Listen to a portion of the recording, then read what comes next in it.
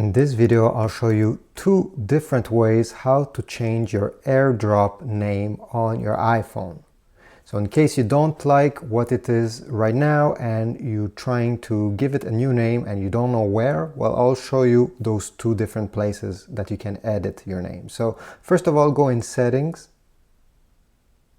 Then once you open Settings, go down until you see General.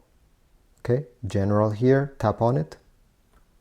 And then you need to go in About. It's the first option. Tap on it.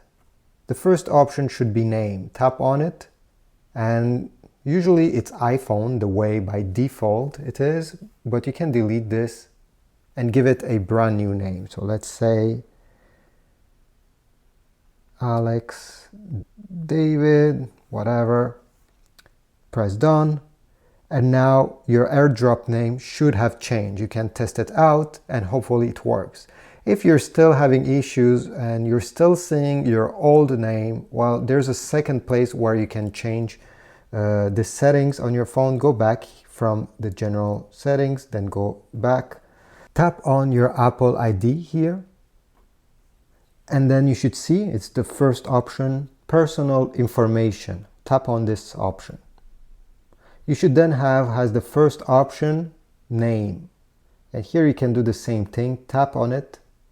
And here you have first, middle, and last name. Then you can edit these and put whatever you want to be there.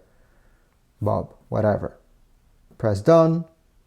And now your Apple ID should have been changed. So thanks for watching. If you have other tricks on how to change your AirDrop name in case these didn't work and you know another one, please write it in the comments down below. I'm sure somebody will be very grateful to find out how to do it in case these didn't work.